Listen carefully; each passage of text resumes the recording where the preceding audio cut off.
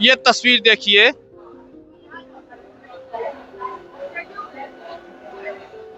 ये एक तरफ की ये तस्वीर है और मैं दूसरे तरफ की तस्वीर आपको मैं दिखाता हूँ।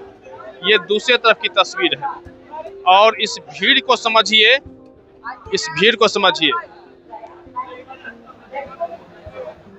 ये इतनी लंबी चौड़ी भीड़ है और ऐसे में अभ्यर्थी कैसे ट्रेन में सवार होंगे यह भी समझना होगा। कहाँ आए थे? ये सीटेट का एग्जाम देने के लिए।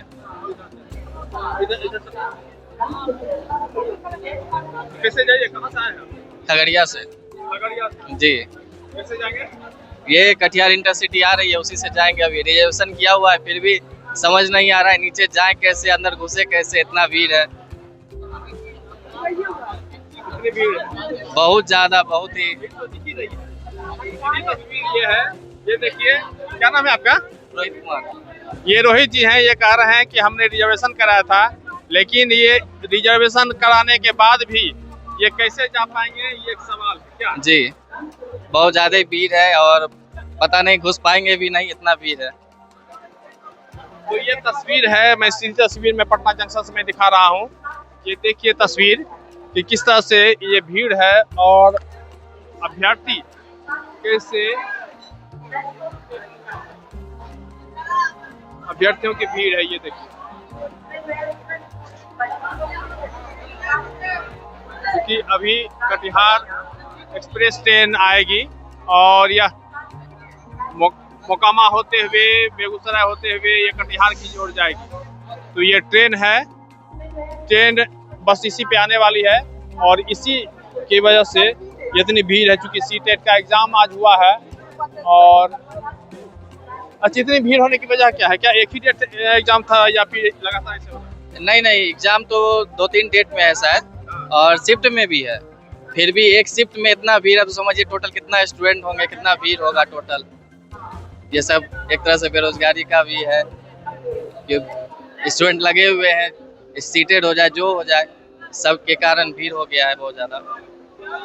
ऐसे में क्या करना चाहिए? भीड़ कम रहे, इस तरह की भीड़ ना हो, क्या होना चाहिए? ट्रेन की सुविधा अगर इस जगह पे 2-3 ट्रेन रहती कंटिन्यू आधे एक घंटे पे तो भी इतनी भीड़ नहीं होती। कुछ स्टूडेंट लोग चलते जाते, निकलते जाते। और एग्जाम थे? ये सुबह 9 बजे से एग्जाम थी, 9:30 बजे से एंट्री गेट क्लोज होता है 9:30 बजे और 12 बजे तक एग्जाम चला। कितने शिफ्ट में एग्जाम? 2 शिफ्ट में एग्जाम है सर।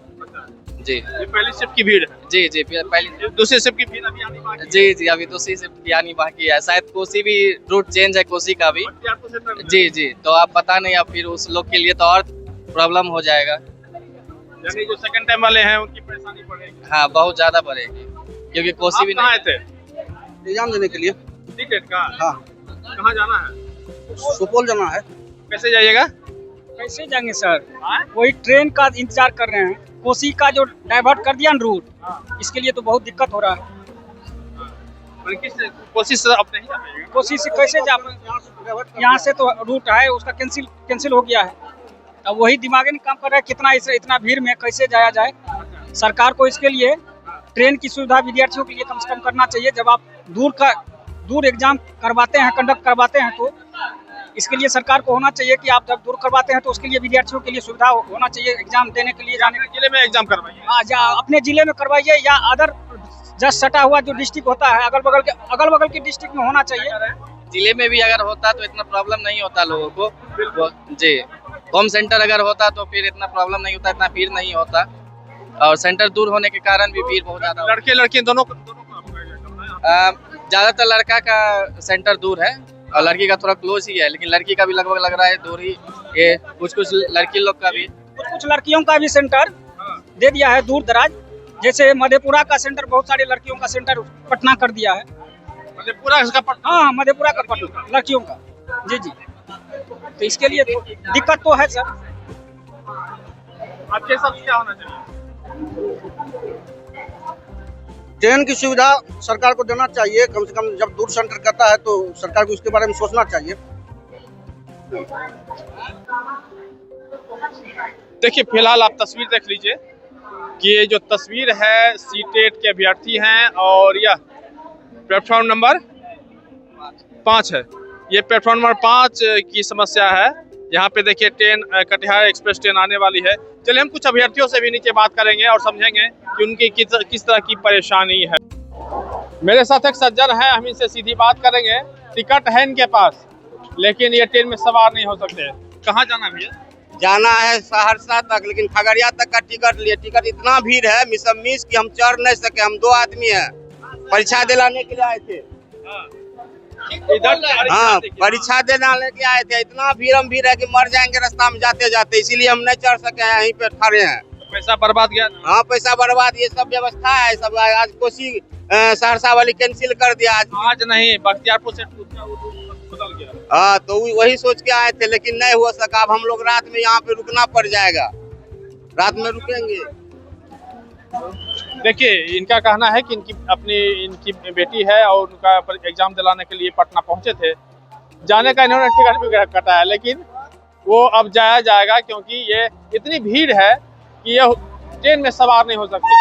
इस भीड़ को देख के एक बात को समझा जा सकता है कि इस भीड़ को देख के सरकार ये समझे कि बिहार में कितनी बेरोजगारी है, बिहार के युवा कितना बेरोजगार हैं, और इस वजह से एक नौकरी पाने की जद्दोजहद में ये हमने आपको भीड़ जो तस्वीर मैंने दिखाई है वो किस तरह से लोग आ रहे हैं। कई अभ्यर्थियों का यह कहना था कि चूंकि वो मधेपुरा से आ रहे हैं, पूर्णिया से आ रहे हैं, कटिहार से आ रहे हैं, तो अगर एग्जाम लेनी ही थी तो सेंटर अपने जिले में देना चाहिए था। खासकर महिलाओं की बात कर रहे हैं, महिलाओं के लिए। और ऐसे में पटना सेंटर देना निश्चित रूप से एक परेशानी का सबब है। और ऐसे में ऐसे कई यात्री हैं, देखिए, जो चूंकि ये परिजन है, इनकी बेटी का एग्जाम था और इस वजह से इन्होंने टिकट कटाया था।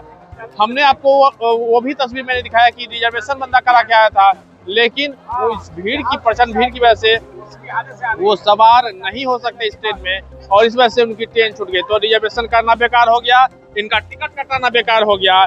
ऐसे में समझा जा सकता है सरकार को इस पर ध्यान देना चाहिए। और जो परीक्षा, कई अभ्यर्थियों ने तो यही कहा कि जैसे पिछली बार अपने जिले में ये परीक्षाएं हुआ करती थी, तो अपने जिले में अगर परीक्षाएं होती तो ये तस्वीर नजर नहीं आती, इस तरह की परेशानी लोग अभ्यर्थियों को नहीं होती। खासकर महिलाओं की बात करें तो उनको इस तरह की परेशानी नहीं होती। और ऐसे में इस तस्वीर को देखने के बाद सरकार इस बात को समझे कि बिहार में कितनी प्रचंड बेरोजगारी है और रोजगार कितना जरूरी है। पटना से अमर उजाला के लिए कृष्ण वल्लभ नारायण।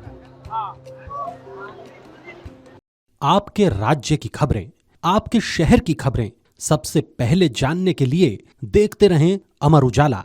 चैनल को सब्सक्राइब जरूर कर लें और पाएं हर अपडेट।